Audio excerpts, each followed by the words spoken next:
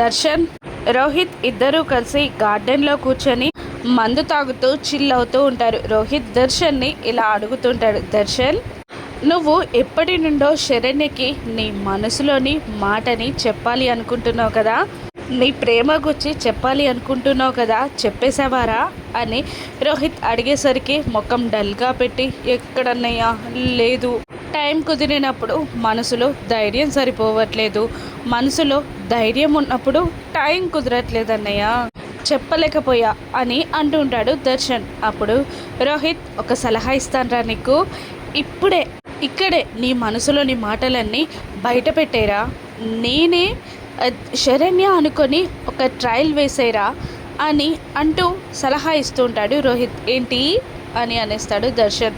అవునరా, నీకు అలవాటైద్ది, ధైర్యం కూడా వస్తుందిరా అని ధైర్యం చెప్తూ ఉంటాడు రోహిత్.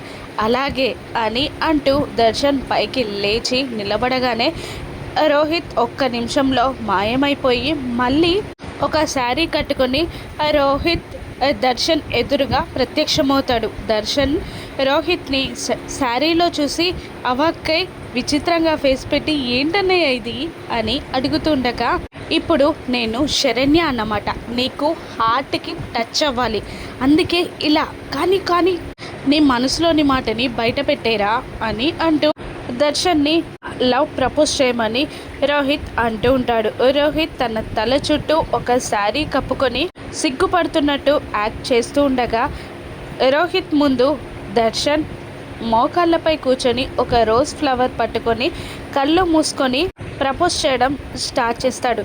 శరణ్య, నువ్వంటే నాకు చాలా ఇష్టం, నేను నిన్ను ప్రేమిస్తున్నాను, లైఫ్ లాంగ్ నీతో కలిసి ఉండాలి అనుకుంటున్నాను అని దర్శన్ ప్రపోజ్ చేస్తూ ఉండగా అప్పుడే ఇంటి బయటికి వచ్చిన శరణ్యని చూసిన రోహిత్ అవాక్కై అక్కడి నుండి మాయమైపోతాడు. కానీ మనసులో ధైర్యం కోసం కళ్ళు మూసుకొనే పాఠమప్ప చెప్పినట్టు తన మనసులోని మాటలని చెప్పేస్తూ ఉంటాడు దర్శన్ అలా మోకాళ్ళపై కూర్చొని రోజ్ ఫ్లవర్ పట్టుకొని ఎదురుగా ఎవరూ లేకుండా మాట్లాడుతూ ఉండడం చూసిన శరణ్య దర్శన్ ఎదురుగా వచ్చి నిలబడుతుంది. I love you, life long నీతో ఉంటాను అని ప్రపోజ్ చేసేస్తాడు దర్శన్. కళ్ళు తెరిచి చూస్తాడు, ఎదురుగా శరణ్య విచిత్రంగా చూస్తూ నిలబడి ఉంటుంది.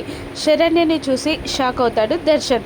ఎలాగూ శరణ్య కనబడింది కాబట్టి శరణ్యకి ఐ లవ్ యూ చెప్పి తన మనసులోని మాటని పూర్తిగా ప్రేమని వివరిస్తాడా దర్శన్, లేదంటే భయంతో పారిపోతాడా? రాను ఎపిసోడ్స్లో చూద్దాం. Thank you for watching.